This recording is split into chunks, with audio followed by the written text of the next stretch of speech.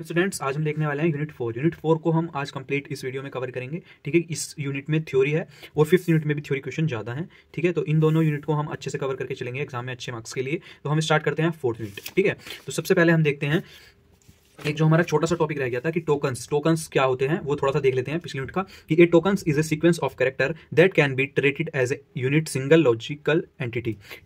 ठीक है, तो यहाँ पे ये क्या था कि एक टाइपली टोकन आर कौन कौन से होते हैं, कीवर्ड्स, आइडेंटिफायर, ऑपरेटर्स, ये सभी क्या हैं, टोकन्स। एग्जांपल के लिए हमने यहाँ पे एक क्वेश्चन लिया कि int a is equals to 15 और यहाँ पे सेमीकोलन लगा दिया बाद में।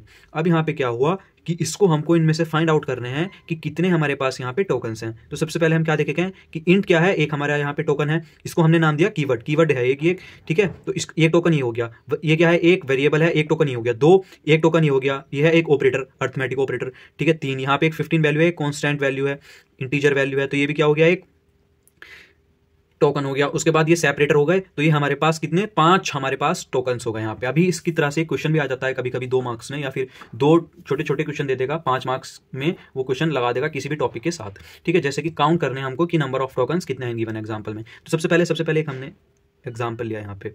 एग्जाम्पल में क्या है, इंट मेन। ठीक है, एक फंक्शन स्टार्ट किया, उसके बाद हमने क्या लिया, 2 variable int a b, a is equals to 10 return 0 और यहाँ पे ब्रैकेट क्लोज। अब यहाँ पे क्या है, इसमें हमको प्रोग्राम तो देखना नहीं है, इसमें देखना है कि टोकन्स कितने हैं। तो यहाँ पे टोकन्स को गिनते हैं। सबसे पहले एक टोकन ये हो गया, 2, एक ये, 3, 4, 5। यहाँ पे जो कमेंट्स हैं, कमेंट्स को हम टोकन में नहीं लेंगे। सबसे पहले यही बात है, इसलिए मैं आपको बता रहा हूँ कि कमेंट्स को हम टोकन्स में नहीं लेते। उसके बाद इंट 6, 7, 8, 9 और यहाँ पे एक बात और ध्यान रखनी है, जो कोमा है ना, ये भी एक सेपरेटर है, तो इसको भी हमको एक टोकन्स के रूप में लेना है। यहाँ पे मैंने पूरा पहले गिन लिया था, उसके बाद एक कोमा यहाँ पे आपके लिए छोड़ दिया था, उसको मैंने 18वें में सबसे बाद में इसलिए बताया कि आप कभी कोमे को छोड़ दें, और तो कोमा हमारा एक सेपरेटर है, उसको अलग से एक टोकन्स नंबर दिया जाता है। ठीक है, तो 10, 11, 12, 13, 14, 15, 16, 17 और ये हमारा 18। ठीक है, तो इसमें टोटल टोकन आए हमारे पास 18। उसके बाद नेक्स्ट हम देखते हैं, नेक्स्ट है हमारा प्रिंट एफ। ठीक है, नेवर गिव अप। तो यहाँ पे ये प्रिंट कराना है, तो हमें प्रोग्राम से नहीं लेना कुछ, इसमें हमको केवल टोकन्स गिनना है। टोकन्स कितने हुए हमारे पास, एक तो प्रिंट एफ हो गया 1। ठीक है, एक यहाँ पे फिर 2, और जो हमारे ये अंदर लिखी हुई है इनके कोमास के, इन सभी को हम बोलेंगे स्ट्रिंग, और इस सभी के लिए हम केवल एक ही स्ट्रिंग गिनेंगे। ठीक है, तो ये हमारी तीसरी स्ट्रिंग हो गई, तीसरा टोकन।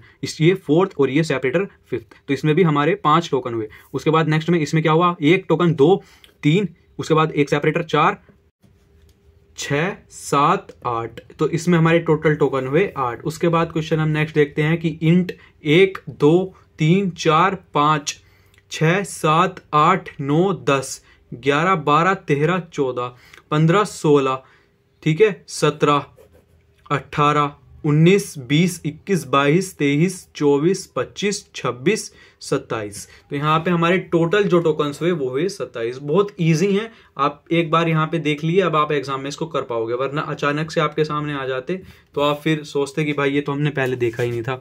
ठीक है, तो अब हम देखते हैं 4th यूनिट के ही सबसे इंपॉर्टेंट टॉपिक, जैसे कि है कि सिंबल टेबल क्या है। सिंबल टेबल एग्जाम में आ जाती है कभी कभी। ठीक है, कि it is used to various phases of compiler, कौन कौन सा फेजेस कंपाइलर इसको किस तरीके से यूज करता है। ठीक है, और उसके बाद हम देखते हैं जो क्वेश्चन ज्यादातर पूछा जाता है कि data structure of symbol table. Symbol table का डेटा स्ट्रक्चर भी वो पूछ लेता है कई बार। ठीक है, तो इस सभी को बहुत अच्छे से और जल्दी जल्दी हम पढ़ें। अब सिंबल टेबल क्या होता है? Symbol table an important data structure created and maintain by compiler in order to store information about various entities such as variable name, function name, string, constant. ठीक है, it store information about scope and building information about name. It is built in lexical and syntax analysis phase. The information is collected by the syntax phase of the compiler and used by synthesis phase of compiler or code generation. अब यहाँ पे symbol table होता क्या है? Simple से आपको 2 चीज अच्छे से याद करनी है। ये क्या करता है कि स्टोर करता है इंफॉर्मेशन को, ठीक है, और एक डेटा स्ट्रक्चर है create and maintain by compiler in order to store information. ठीक है, about various entities such as variable name, function name और स्ट्रिंग और कांस्टेंट। अब मैं इसको दिखा देता हूं कि ये किस तरीके की होती है सिंबल टेबल, थोड़ा सा आपको आइडिया हो जाएगा कि सिंबल टेबल एक किस तरीके की है। जब हमने सिमेंटिक एनालिसिस वहां पे पढ़ा था तो एक सिंबल टेबल बनाई थी यहाँ पे। तो ये क्या है, सिंपली ये हमको बताती है कि हमारे पास डेटा टाइप कैसा है, ठीक है, वेरिएबल कैसे हैं, ठीक है, और जो चीज इसने यहाँ पे लिखी है कि कांस्टेंट है, स्ट्रिंग है, फंक्शन नेम है, वेरिएबल नेम है, ये सभी को स्टोर करता है यहाँ पे सिंबल टेबल में, और सारी इंफॉर्मेशन हमारी सिंबल टेबल में ही स्टोर हो जाती है। और सिंबल टेबल ही हमको हेल्प करती है किसमें, कोड जनरेशन में। ठीक है, उसके बाद it is use to various phase of compiler as follow. अब देखते हैं कौन सा फेज इसको किस तरीके से यूज करता है। तो लेक्सिकल एनालिसिस ये कैसे यूज करता है, create a new table entries, ठीक है। Syntax analysis, add information about attributes type scope and use in the table, ठीक है। उसके semantic analysis, to check expression are semantically correct, type checking. अब ये क्या करता है, यहाँ पे टाइप चेकिंग करता है। ऑब्वियस सी बात है कि हमने जब पढ़ा था इसमें भी यहाँ पे टाइप चेकिंग करता है। 3 मैंने आपको यहाँ पे पॉइंट बताए थे। ये सबसे पहले टाइप चेकिंग करता है, अनडिक्लेयर वेरिएबल, मल्टीपल डिक्लेरेशन। तो यहाँ पे मेनली जो यहाँ पे काम कर रहा है सिंबल टेबल, वो टाइप चेकिंग का करता है कि यहाँ पे अगर आपको डेटा टाइप गिवन है तो आपको पता रहेगा कि क्या हमको परफॉर्म करनी है, क्या जो हमको प्रोग्राम गिवन है क्या चीज परफॉर्म करनी है। वरना हम डेटा स्ट्रक्चर हटा दें यहाँ से तो एक्स वाई जेड, अगर आपको फ्लोट गिवन थे वहां पे जो हमने पिछले वीडियो में पढ़ा था, तो हम कैसे इसको फाइंड आउट करेंगे कि ये फ्लोट है, इंटीजर है, स्ट्रिंग है, क्या है, तो उसको हम नहीं पता कर पाएंगे, ठीक है। तो जिस वजह से हमारा प्रोग्राम एग्जीक्यूट होने में एरर देगा हमको, ठीक है, अगर हम डेटा टाइप डिफाइन नहीं करेंगे तो, ठीक है। तो अब हम इसमें आगे देखते हैं कि इंटरमीडिएट कोड जनरेशन में क्या हेल्प करता है। Symbol table helps in adding temporary variable information for intermediate code, ठीक है।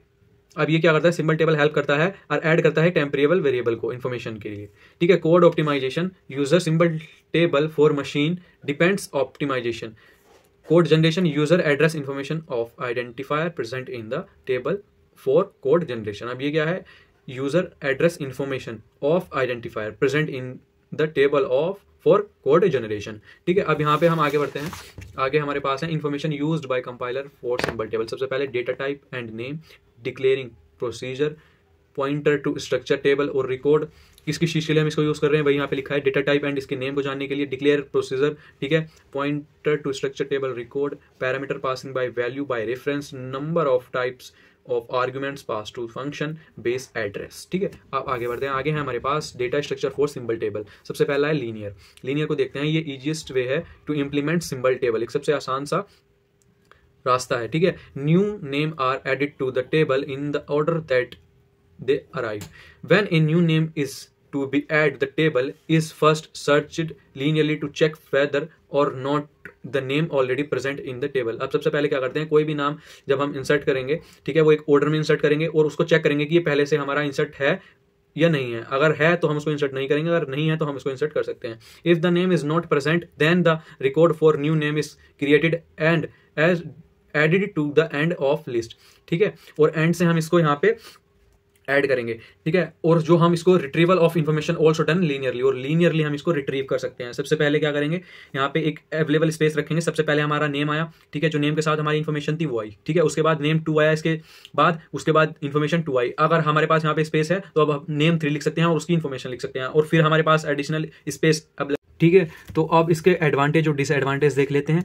Takes less space, addition is easy, ठीक है, हायर टाइम, ठीक है। अब हम नेक्स्ट बढ़ते हैं। नेक्स्ट है हमारे पास सर्च ट्री। अब ये क्या होता है इसको भी देख लेते हैं। It is an efficient approach to implement symbol table, एक इफिशियंट अप्रोच है। We add 2 links left and right in each record, ठीक है। अब इसमें क्या करते हैं, एक लेफ्ट में और एक राइट में एक लिंक हम ऐड कर देते हैं, 2 लिंक ऐड कर देते हैं। जैसे कि आपको डायग्राम में दिख रहा होगा कि एक लेफ्ट में और राइट में एक एक लिंक ऐड कर दिए, जिससे कि हम नेक्स्ट न्यू रिकॉर्ड पे जा सकें, ठीक है। अभी देखते हैं आगे। These links point to the record in the symbol table. Whenever the name is to be added first the name is search in the tree. If the name is not available, then the record for the new name is created and added to the proper position in the search tree. सबसे पहले हम देखेंगे कि इसमें जो हम नाम add कर रहे हैं वो पहले से प्रेजेंट है या नहीं। अगर प्रेजेंट है तो हम उसमें रिकॉर्ड नहीं कर सकते, अगर नहीं है तो हम उसमें कर सकते हैं, करेंगे, और उसकी प्रॉपर पोजीशन पे उसको करेंगे, ठीक है। अब सबसे पहले हमने नेम 1 और इन्फो 1 यहाँ पे रिकॉर्ड डाला। उसके बाद जो हमारे लेफ्ट था, लेफ्ट वाले में एक हमने न्यू रिकॉर्ड जनरेट किया, ठीक है, लेफ्ट लिंक से और एक राइट लिंक से, ठीक है, यहाँ पे। उसके बाद for the large number of record this method is better as compare to linear list method. जो हमने इससे पहले मेथड पढ़ा था उससे ये अच्छा है अगर लार्ज नंबर ऑफ हमारे पास रिकॉर्ड्स अवेलेबल हैं तो, ठीक है। ये अब हम देखते हैं next hash table. Hash table इस टॉपिक को आप बहुत ध्यान से पढ़ना। हैश टेबल काफी ज्यादा इंपॉर्टेंट है। वो आपको एक ही टॉपिक देके खाली हैश टेबल ही पूछ सकता है कि आप हैश टेबल ही बता दो क्या है, ठीक है। Hash table is a table of k pointer from 0 to k-1 that points to the record in a symbol table. Before entering a name into a symbol table we find out the hash value of the name by applying hash function. अभी आगे देखते हैं इसको। अब यहाँ पे the hash value specify the position of name in the symbol table having value 0 to k-1। अब यहाँ पे क्या हुआ है सिंपली, अब हमारे पास दो टेबल है यहाँ पे, एक तो सिंबल हैश टेबल और एक सिंबल टेबल। अब यहाँ पे क्या कर रहा है, सिंबल टेबल हमारी पोजीशन को ये क्या स्पेसिफाई करता है, hash value specify the position of name in the symbol table having value 0 to k-1। अब यहाँ पे हमने हैश टेबल के नंबर यहाँ पे स्पेसिफाई किया 0 1 2 3, ठीक है। और यहाँ पे नेम, यहाँ पे हमने इंसर्ट कर रखी है बहुत सारी वैल्यू, बहुत सारी information, name 1 information 1, name 2 info 2, ठीक है, नेम k-1 इन्फो k-1, ठीक है। अब यहाँ पे स्पेसिफाई कर रहा है कि 0 k-1 3 नेम 1 और यहाँ पे k-1 name 2। The advantage of using hashing is that is very quick to searching. ये क्या है, वेरी बहुत तेज सर्च कर सकती है, ठीक है, इससे हम डेटा को हैशिंग के द्वारा। द डिसएडवांटेज एक इसका ये है that it is complicated to implement, काफी कॉम्प्लिकेटेड है ये इंप्लीमेंट में, ठीक है, काफी कॉम्प्लिकेटेड। तो इसकी पोजीशन निकालने के लिए यहाँ पे एक इसको आप फॉर्मूले को देख सकते हैं कि position of name has name is equals to value 0 to k-1, ठीक है। इसको अच्छे से याद कर लेना, एग्जाम में इसको लिख के आना, ठीक है। तो यहाँ पे हमारे जो data structure of symbol table थे यहीं पे हो गए, ठीक है। उसके बाद हम नेक्स्ट टॉपिक देख लेते हैं अपना, ठीक है, रन टाइम स्टोरेज एडमिनिस्ट्रेशन। तो ये क्या है, run time storage administration refer to the management of memory allocation and deallocation during the execution of a program to ensure use of computer memory, ठीक है। ये क्या है कि refer to management of memory allocation and deallocation during to execution of a program, ठीक है। अब यहाँ पे सिंपली आप इस डायग्राम से इसको समझ लीजिए, डेफिनेशन खुद ब खुद याद हो जाएगी, ठीक है, कि एक हाई लेवल लैंग्वेज थी हमारे पास जिसको हमने कंपाइलर को दिया और कंपाइलर ने उसके लिए कोड जनरेट किया, ठीक है। अब यहाँ पे उसने जब कोड जनरेट किया तो कोड को वो मेमोरी में डालेगा, ठीक है। जब मेमोरी में डालेगा तो वो यूज करेगा हमारा ऑपरेटिंग सिस्टम, ठीक है। वो ऑपरेटिंग सिस्टम उसको क्या देगा, उसको मेमोरी एलोकेट करेगा, ठीक है। तो वो डिमांड करेगा हमारा टारगेट कोड की मेमोरी हमको दे दो ऑपरेटिंग सिस्टम से, ठीक है। तो वो जो हम उसको टारगेट कोड को स्टोरेज देंगे वो कुछ इस तरीके से, उसको 4 भागों में हमने डिवाइड किया हुआ है, heap, stack, static, global data, code area, ठीक है। अब यहाँ पे इसको भी देख लेते हैं, ये है लोअर कोड और ये है हायर कोड इसका, ठीक है। अब यहाँ पे डायनेमिक मेमोरी एलोकेशन ये दोनों आते हैं और रन टाइम। उसके बाद जो हमारा स्टैटिक और ग्लोबल डेटा है वो क्या है, फिक्स्ड साइज का होता है and hold constant and global variable, ठीक है। उसके बाद जो हमारा कोड एरिया होता है वो भी क्या है, fixed size and hold target code. इसके अभी और नेक्स्ट हम पढ़ते हैं, It ensure effective use of memory space for storing variable and data structure at runtime। ये क्या करता है, इफेक्टिव बनाता है और भी हमारी मेमोरी को, जिससे कि हम और अच्छे से उसका मेमोरी का यूज कर पाएं, ठीक है। और रन टाइम स्टोरेज मैनेजमेंट, ठीक है, ये भी कभी कभी ऐसे पूछ लेता है कि run time storage management refer to the dynamic allocation and de-allocation of memory during the execution of a program to efficiently utilize computer memory resource, ठीक है। तो वही वहां पे कह रहा है कि कितने अच्छे से हम मेमोरी को efficiently यूज कर पाएं, ठीक है। The compiler obtain a block of storage from the operating system, जहां पे मैंने सबसे शुरू में बताया था कि यहाँ पे किसको क्या डिमांड करता है मेमोरी की, टारगेट कोड, वही यहाँ पे लाइन लिखी हुई है कि the compiler obtain a block of storage from the operating system and use it for running the compile program. The block of memory is called run time storage, ठीक है। अब यहाँ पे हम इसको आगे देख लेते हैं कि सिंपल स्टैक एलोकेशन, ये क्या है, simple allocation is a memory management technique where variable are allocated and deallocated from the program stack. अब यहाँ सिंबल टेबल देख लिया हमने, अब हम देखेंगे एरर हैंडलर। इसको थोड़ा टॉपिक को अच्छे से पढ़ लेना, सिंबल टेबल को और एरर हैंडलर को, इस चैप्टर में मेन यही है, ठीक है। तो एरर हैंडलर क्या है, error handler is detect each phase error, जो भी हमारे पास फेजेस थे उनके सभी जो एरर उसमें हमको मिलेंगे उसको सभी एरर को ये डिटेक्ट करता है, report it to the user, report करता है यूजर को, and then make recovery strategies, और उसके बाद रिकवरी स्ट्रेटेजीज प्लान करता है फॉर हैंडलिंग एरर, एरर को हैंडल करने के लिए। And error is a black entity in the symbol table, ठीक है। अब यहाँ पे और इसको क्लासीफाई करते हैं कि बेसिक क्लासिफिकेशन ऑफ एरर। इससे पहले थोड़ा सा और देख लेते हैं कि एरर डिटेक्शन रिकवरी, इसमें क्या होता है कि error detection and recovery is one of the important function perform by compiler. ये काफी इंपॉर्टेंट फंक्शन होता है कंपाइलर का, क्योंकि इससे ही हमको वार्निंग आती है प्रोग्राम में कि क्या गलती है, और इससे ही हमारे एरर बताता है हमको। The process of locating error and reporting to user called error handling process. ये प्रोसेस हमारा एरर हैंडलिंग कहलाता है, जो हमारे एरर को लोकेशन को फाइंड करता है और रिपोर्ट करता है यूजर को, ठीक है। फंक्शन क्या होते हैं, detection, the error handler should identify all possible error from source code, ठीक है। जितने भी पॉसिबल एरर वहां पे हमको मिल सकते थे उनको ये क्या करता है, आइडेंटिफाई करता है। और उसके बाद reporting, it should report these errors with appropriate message to the user, और एक एप्रोप्रिएट मैसेज में से यूजर को बताता है। रिकवरी, रिकवरी में क्या आएगा, the recovery handle should recover from these error by repairing them in order to continue processing of the program। Recovery में जितने भी हमारी एरर्स थी उनको हम रिकवर करके रिपेयर करके अच्छे से दोबारा प्रोसेसिंग के लिए भेजते हैं, ठीक है। उसमें जितने भी एरर हैं उसको ठीक करते हैं। सिंपल इस तरीके से आप समझ लें। अब यहाँ पे इसको हमने बेसिक क्लासिफिकेशन किया, लेक्सिकल, सिंथेटिकल, ठीक है, सिनेमैटिकल और लॉजिकल। ये सभी एक एक करके एग्जाम में पूछ ली जाती हैं, ठीक है, अलग से भी। तो यहाँ पे इसको आपको क्वांटम में से अच्छे से पढ़ लेना है। मैंने यहाँ पे इसके लिए नोट्स नहीं बनाया है, मैंने केवल छोटा सा इसको बता दिया है कि इनमें होता क्या क्या है आईडी के लिए, ठीक है। मेनली आपको दो पढ़ लेने हैं, लेक्सिकल और सिंटैक्स, ठीक है। इन दोनों को अच्छे से कवर आपको कर लेना है, ठीक है। वो टाइम मिले तो इन दोनों को भी देख लेना, ठीक है। बहुत छोटा सा ही टॉपिक है, दो लाइन में आपको एग्जाम्पल के साथ क्वांटम में बहुत अच्छे से बता रखा है, ठीक है। तो यहाँ पे मैं बता देता हूँ, फिर भी आपको आइडिया लग जाएगा कि इसमें क्या मिलेगा आपको। लेक्सिकल में क्या होता है, जो मिस स्पेलिंग्स होती हैं हमारी उसको आइडेंटिफाई करता है यहाँ पे, और कीवर्ड ऑपरेटर जो भी हमारा लेक्सिकल में काम होता था वही यहाँ पे हो रहा है। उन सभी को ये टोकन से बदलता था, और किसको बदलता था, आइडेंटिफायर, कीवर्ड्स और ऑपरेटर को। तो यहाँ पे उनकी मिस स्पेलिंग को यहाँ पे आइडेंटिफाई करता है, ठीक है। सिंथेटिकल, मिसिंग सेमीकोलन, ठीक है, इम्बैलेंस, पैरेंथेसिस, ETC, इसमें यह सब आ जाते हैं। सिनेमैटिकल, इसमें incompatible value assignment, operator, operands, type mismatch, ठीक है। इनका टाइप मिसमैच नहीं होना चाहिए, जैसे कि मैंने आपको बताया भी था कि अगर डेटा टाइप हमारा फ्लोट का है तो फ्लोट में हो, अगर इंट में हो तो सारे ही इंट में हो, जब भी उसमें कोई भी ऑपरेशन परफॉर्म होगी, एडिशन। अगर हम एक ले लें फ्लोट और एक ले लें हम इंटीजर वैल्यू, तो हम उसको टाइप कास्टिंग से चेंज करेंगे, जैसे कि हमने किया था इसमें। यहाँ पे इंटीजर वैल्यू हो रही थी तो हमने इसको फ्लोट बनाया था टाइप कास्टिंग से, ठीक है। तो इस तरीके की वहाँ पे हम ऑपरेशन यूज करते हैं टाइप कास्टिंग वाली, ठीक है। अगर हमारे पास दो अलग अलग डेटा टाइप हैं। लॉजिकल में क्या था, code, note, reachable, finite loop, ठीक है। अब हम इसमें पढ़ेंगे नेक्स्ट टॉपिक, स्टोरेज एलोकेशन। ये सबसे इंपॉर्टेंट टॉपिक है, इसको भी आपको अच्छे से कवर अप करके जाना है। The different way to allocate memory. एक तो static storage allocation, stack storage allocation, heap storage allocation, तीन है। तो ये स्टैटिक है, ये स्टैक और हीप, ठीक है। देखते हैं इसको भी। सबसे पहले हम स्टार्ट कर रहे हैं static storage allocation. It allocate storage to all the data object at compile time, ठीक है।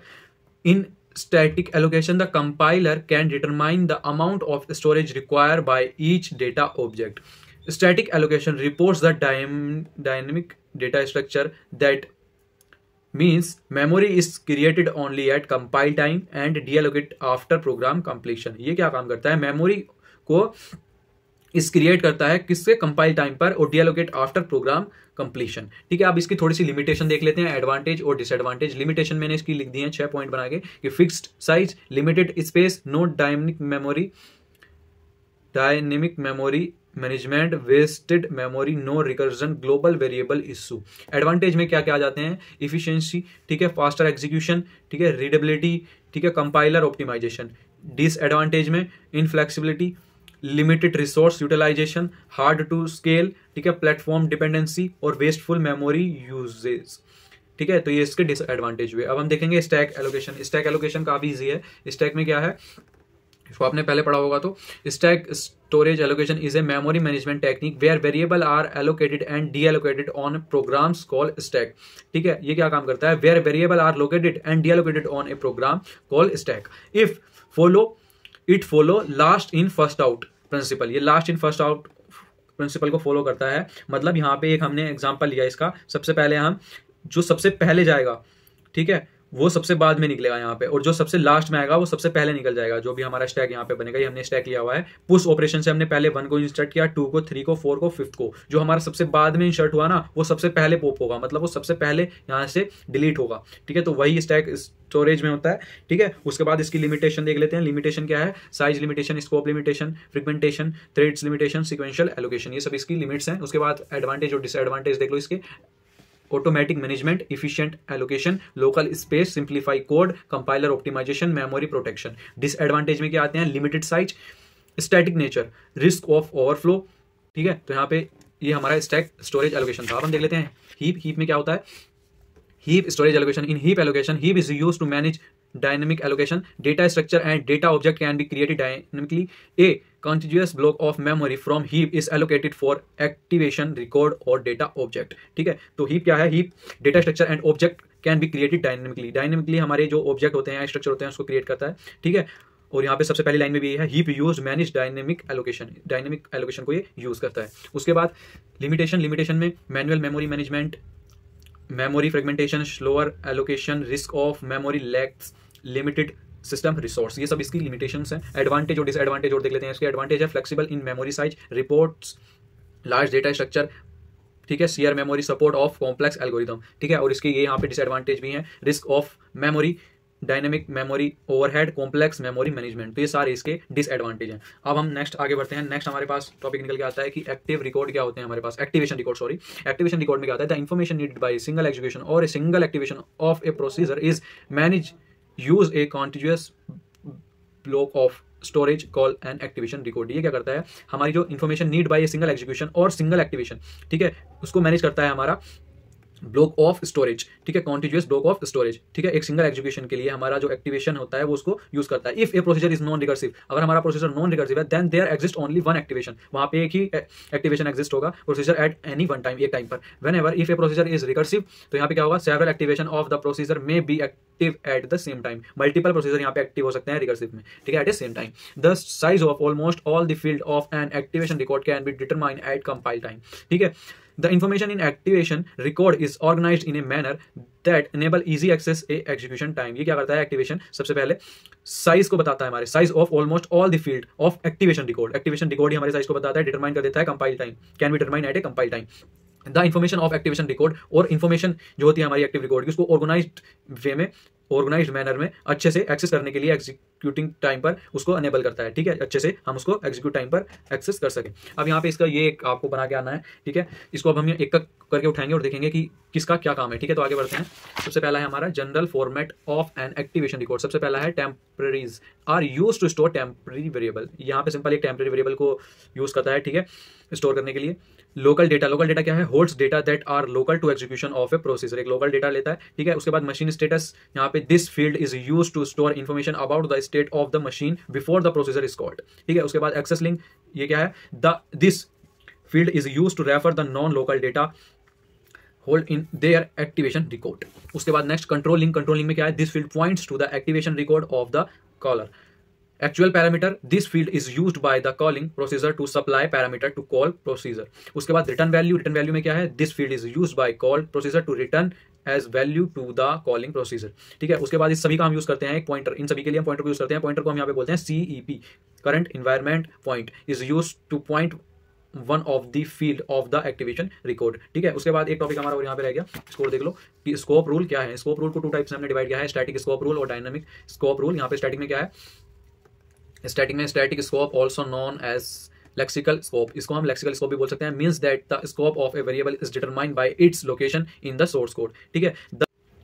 This is used by block structure language, the scope of a variable is determined by where it is defined in the source code, allowing for editable and straight forward variable resolution, ठीक है। उसके बाद हम dynamic scope rules देख लेते हैं। Variable are resolve on the calling constant, note the lexical static structure, they refer to the nearest and close, ठीक है, scope at run time, note where they are defined, ठीक है। तो यहाँ पे हमारे ये सारे टॉपिक कंप्लीट होते हैं। उसके बाद हम 5th यूनिट की तरफ बढ़ेंगे, 5th यूनिट में देखेंगे। अब इस वीडियो को थोड़ा सा देख लेते हैं कि क्या क्या हमने पढ़ लिया। सिंबल टेबल यहाँ पे हमने देख ली, स्टोरेज मैनेजमेंट, एरर हैंडलिंग, मैंने आपको बता दिया कि synthetic lexical semantic face compiler आप क्वांटम में से वहाँ पे एग्जांपल के साथ ले सकते हैं, वही अच्छी लैंग्वेज में लिखा हुआ है, ठीक है। उसके बाद हम 5th यूनिट की तरफ देखेंगे, इसमें डैग काफी इंपोर्टेंट है, DAG, ठीक है, इसको देखेंगे हम नेक्स्ट यूनिट में। तो वीडियो को लाइक करना, चैनल को सब्सक्राइब करना, मिलते हैं नेक्स्ट वीडियो में। Thank you for watching.